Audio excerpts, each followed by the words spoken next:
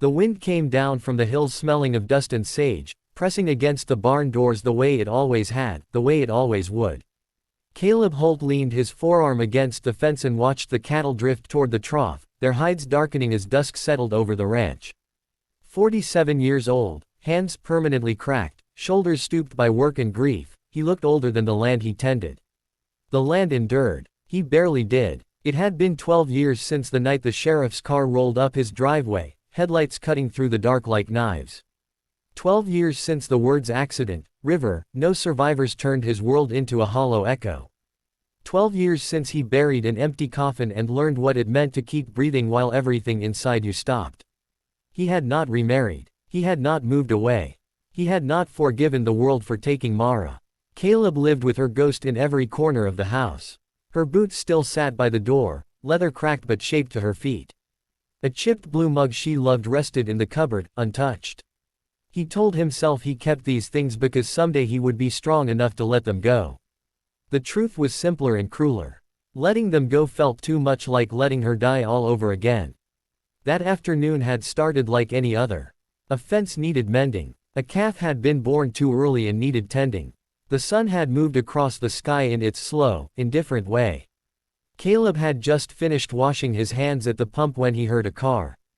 Visitors were rare. Everyone in town knew Caleb Holt kept to himself. The sound of tires on gravel made him straighten, irritation flickering before curiosity replaced it. A dusty sedan pulled into the yard, its paint faded, engine ticking as it stopped. The driver's door opened. A woman stepped out first, young, maybe mid-20s, nervous energy in the way she smoothed her skirt. Then the back door opened. Two girls climbed out. They were maybe 10 years old. Identical, like mirror images, from the dark braid hanging over one shoulder to the cautious way they scanned the land. They stood close together, hands brushing, as if the world beyond the car might blow them apart. Caleb felt something shift in his chest. Not pain exactly, more like pressure. He didn't know why until one of them looked up and met his eyes. They had Mara's eyes. The world tilted. Caleb gripped the fence to keep from falling, his breath stuttering. He told himself it was coincidence. Plenty of people had brown eyes flecked with gold. Plenty of people tilted their heads the way Mara used to when she was curious. Plenty of people smiled like that. The girls walked toward him, the woman following, calling out a polite greeting that barely registered. Caleb could hear his own heartbeat roaring in his ears. They stopped a few feet away. Dust clung to their shoes. The taller one swallowed hard, then spoke. "Daddy." The word struck him like a physical blow. Caleb staggered back, his heel catching on a rock. The fence rattled as he grabbed it again, his vision blurring. "That's not funny," he said hoarsely, though no one was laughing. "You've got the wrong man." The girls exchanged a look. The shorter one's eyes filled with tears. "We don't," she whispered. "Mama said you'd look like this. She said you might not believe us." Caleb shook his head, denial rising sharp and desperate. "My wife died," he said. 12 years ago. You shouldn't be here." The woman stepped forward then. "Mr. Holt," she said gently. "My name is Rachel. I'm a social worker. We've tried to contact you before, but the letters were returned. When I finally found this address, I thought it was better to come in person." Caleb barely heard her. He was staring at the girls, at the familiar curve of their noses, the faint dimple in the left cheek that Mara had hated but he adored. "Where is she?" he demanded suddenly, voice breaking. "If this is some kind of sick joke, tell me now." The girls flinched. Rachel placed a hand on each of their shoulders. "Their mother is in the hospital," Rachel said. "She's been there for years. Comatose." The word rang hollow. "That's impossible," Caleb said. "She was identified. The sheriff." "There was a mistake," Rachel said quietly. "The accident was real. The car went into the river. But Mara was pulled out downstream hours later. Unconscious, with severe head trauma. She had no identification. By the time she woke, she had no memory of who she was." Caleb's knees buckled. He sank onto the fence rail, breath coming in ragged gasps. "She was pregnant," Rachel continued. "Doctors didn't know until months later. She refused to give the babies up. She named them Lily and Rose. She told them stories about you. About the ranch. About a man who loved her so much it hurt." The girls nodded, tears streaking their faces now. Lily stepped forward and held out a folded piece of paper. Mama wrote this, she said. She said if anything ever happened to her, we were supposed to give it to you. Caleb's hands shook as he took it.